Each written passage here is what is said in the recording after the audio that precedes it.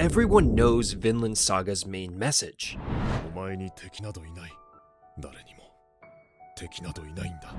This message has captured the hearts of Vinland Saga fans. It's a valiant goal to strive for, and the execution for how this theme is played out in the series is immaculate. But in order for this message to truly take place, the writer of Vinland Saga first shows us the cost of not listening to this message.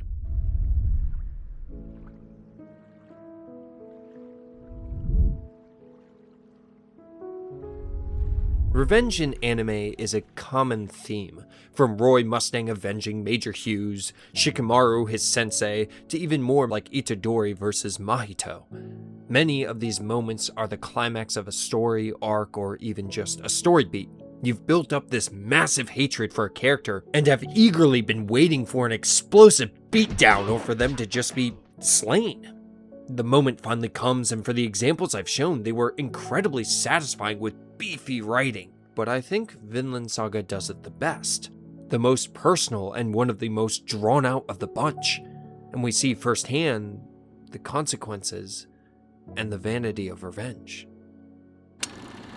Typically, revenge stories are pretty straightforward. Character A does something bad that affects character B goes on a journey to get revenge. It ends in a climactic fight, usually with character B triumphing, leaving them to make the decision whether to follow through with their revenge or choose to grow beyond it. A lot of characters choose to grow beyond, and others, well...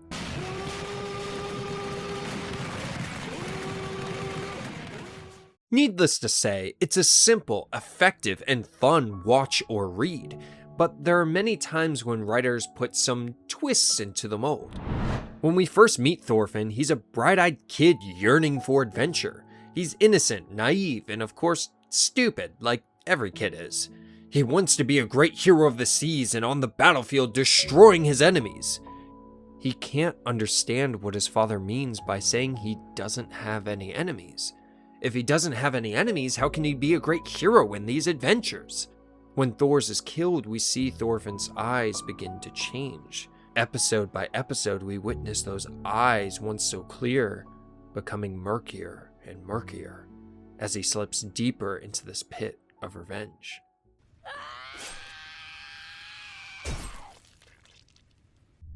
For revenge, Thorfinn sacrificed his innocence, allowing himself to become a murderer and a bystander to atrocities. He cast himself away from his family into a lonely battlefield and traded the peace he had at home for guilt, PTSD, and trauma.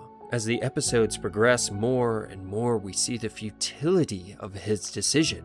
At the beginning of this journey, Thorfinn would at least attempt a little bit of the right thing. By the end, nothing mattered but revenge. Thorfinn was willing to cross more lines, becoming unrecognizable from the child we saw. He has grown into a capable warrior with the means to defeat Askeladd. But what is the point? It won't bring Thors back, reunite him with his family, or wash away the blood he spilled. Thorfinn's already sacrificed everything he had to get to this point. Revenge was all he had left, and even that was stripped from him. Vanity of vanities, says the preacher, all is vanity. Ecclesiastes 12:8. I think it's only fitting to use some scripture when talking about Vinland Saga. A great deal of change happened in Thorfinn when hearing the Sermon on the Mount by Jesus in the Gospel of Matthew. A sermon of loving your enemies and blessing those who curse you. The exact opposite of how Thorfinn has been living. Ecclesiastes was likely written by King Solomon, the man who is said to be the wisest of all and perhaps one of the richest men ever to walk the earth. He indulged in every pleasure and nothing was withheld from him. Yet he called it all vanity, a grasping for the wind. There had to be something more. How much more so for someone like Thorfinn who threw everything away for a revenge he didn't achieve. The cost of revenge was much greater than Thorfinn ever thought it could be. Even in many works where stories look favorably on revenge, there are still traces of vanity and that great cost. In the movie The Princess Bride, we meet Inigo Montoya, who is searching for his father's killer. For 20 years, he hunts the man down, slaving away at swordsmanship, and where do we find him?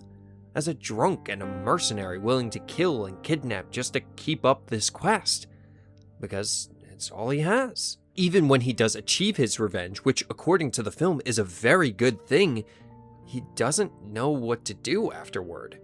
He has practically nothing.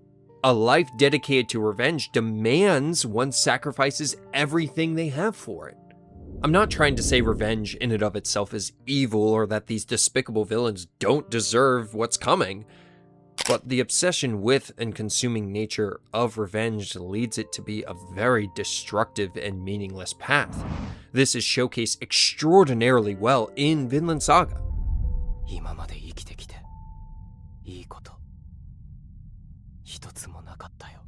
In Season 2, we explore Thorfinn's confrontation with his past actions, everything he sacrificed, including the lives of others, ultimately leading him to reject violence, forgive those that wronged him, and seek out a path of peace. Before Thorfinn could accept he had no enemies, he had to first learn the very cruel lesson of the cost of revenge, Vinland Saga's other message. A message almost as important as the first. Thorfinn grew beyond his days of revenge. He knew there had to be something more. His lessons from the old man, the teachings of Jesus, experiencing forgiveness and friendship from Einar, learning the fulfillment of hard work, bringing peace to a battlefield, and so much more taught him that there was meaning and there was hope, even if he didn't exactly know what it looked like yet. A hope he's determined to find and establish in Vinland, where he would be able to offer it to others as well. Even King Solomon, who wrote of vanities and grasping of the wind, still believed in this hope of something more. He ends Ecclesiastes with these verses, chapter 12, verses 13 through 14. The end of the matter, all has been heard. Fear God and keep his commandments, for this is the whole duty of man. For God will bring every deed into judgment with every secret thing, whether good or evil. Vinland Saga is one of my favorite series of all time and a masterclass on character writing. Despite how dark and gritty it can get, Vinland Saga manages to keep such impactful themes present throughout the story. At least from what I've seen, I haven't read the manga yet. So I'm really excited to see what lies in store for Thorfinn in future seasons. Although, with the pace they're releasing the anime, I might just cave and read the manga. Hey everyone, thanks for watching my video to the end. I've been meaning to make this video for a couple months, but it just kinda got put off. But I'm glad to finally get it out. I have a couple ideas for a next video, but the one that keeps coming up is ReZero. It's actually a series I really like, so we'll see what happens. Once again, thanks for watching, and I'll catch you guys next time.